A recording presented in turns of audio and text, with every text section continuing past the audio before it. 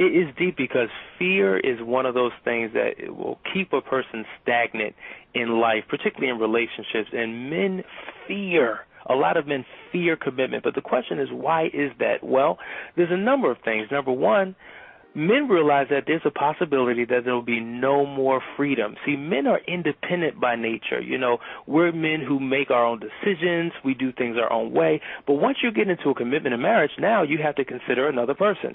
You have to take certain ideas and share them with your mate before you can just go ahead and do it. So they fear what? The loss of freedom. Number two, they fear the loss of space. You know, men are very territorial, and that's why a lot of men, once they get married, they have to have their own office or, you know, what they call their man cave, their own space where they can just be themselves. And they fear that once they get married or get into a committed relationship, women have a tendency to just take over. You know, they want to bring in new colors and new drapes and new paints and new furniture, and it's done their particular way. One of the things that men fear is the reality of having just one sexual partner for the rest of your life. Men are taught that variety is the spice of life. And so now if I have to commit to one person, I'm giving up my freedom to be with several women. So if I can't find variety in many women, then I've got to figure out a way to find variety within my one woman. And they don't think that they can do that. The list goes on and on. We can talk about the fact that many men fear, you know, they've been hurt before. Maybe they've been divorced before and don't want to go through it again. Maybe they went through a very bad relationship and fear going through the same type of scenario that will end in a negative result. So that keeps them from wanting to get married. A lot of men fear the baggage that women bring into relationships because if they've been hurt in their past, they'll transfer that hurt into their present relationship and it'll negatively affect their marriage. So there's a goo-gob list of reasons that men are really fearful about diving in head first and saying, I do. For some men who may not be as financially secure as they may want to be, they know that their primary function and role as a husband is to be the main provider. And if I can't provide for myself, how can I enter into a relationship where I'm expected to not only provide for my wife, but to provide for my children? So the house is my responsibility, the maintenance of the cars is my responsibility, the household expenses are my responsibility, the vacations, every time we go out to eat, the clothing, everything becomes my responsibility. And if I can't do it for me, how can I ever do it for someone else? So one of the ways to get a commitment phobic man to not be so commitment phobic and to get him to enter into a relationship is to prove the independence that you have as a woman. What do I mean by that? Presenting yourself as not being needy, so that therefore the man has to be the one that solves all your problems or comes to your aid for every single thing. And I think that a lot of men have a fear that he's always going to be need to be relied upon by that woman to solve every single problem. And most problems are attached to some type of finance. And so if he can't do that, then he can't do it for himself. He certainly can't do it for you. And so in situations where a woman is making more money, that issue may not be as great, but it's still a major issue because men's very identity is wrapped up in, number one, his sexuality, and number two, his finances. It speaks to who he is as a man.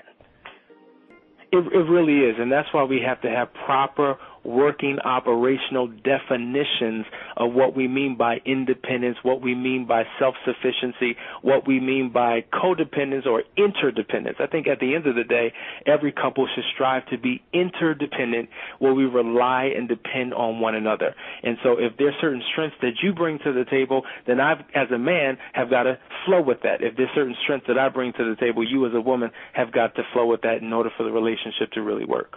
One of the reasons why men avoid marriage is because they want to avoid divorce. And divorce for many men equals marriage is considered a legal business contract with a whole lot of risks involved. And one of the risks is divorce. And that whole notion, if I get divorced, she takes half of all my money, half of all my assets. So all that I've done all my life to work up to the things that I've obtained can be taken away with the stroke of a pen due to divorce. And what's fearful for many men is that the fact is most women, and I've said this before, are the ones who initiate initiate the marriage. They initiate the idea.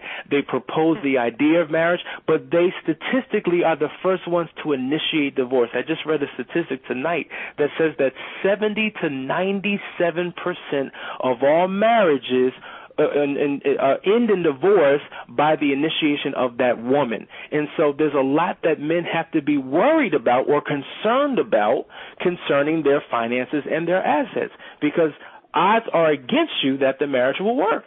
Generally, men don't talk about or promote good, successful marriages. When you think about it, the only concept that a man has of marriage is negative.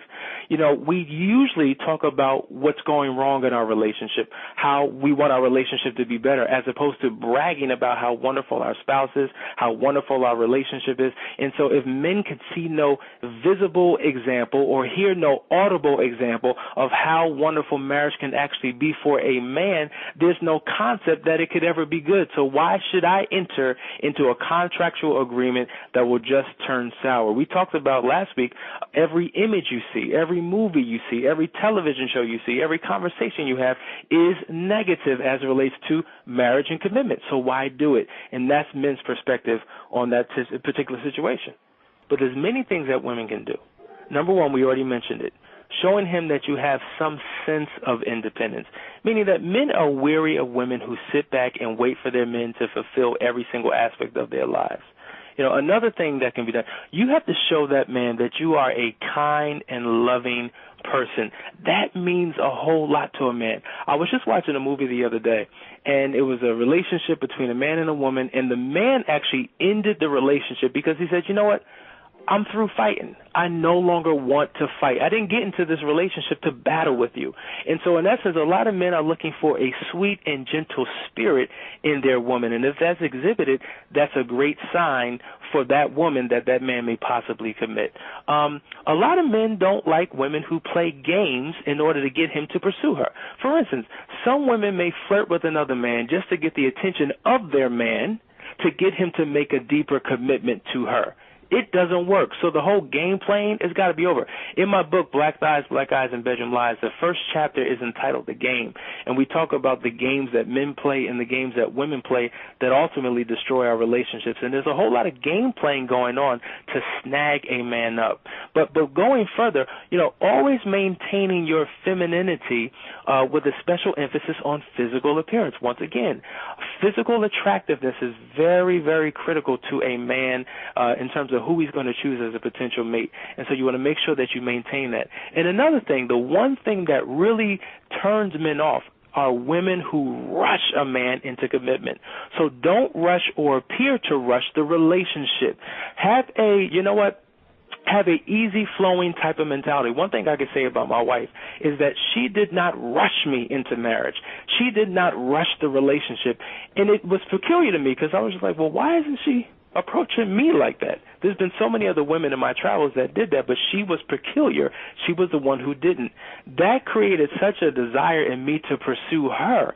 And so if you want a man to commit, back up. Let him pursue you. Stop trying to pursue the man.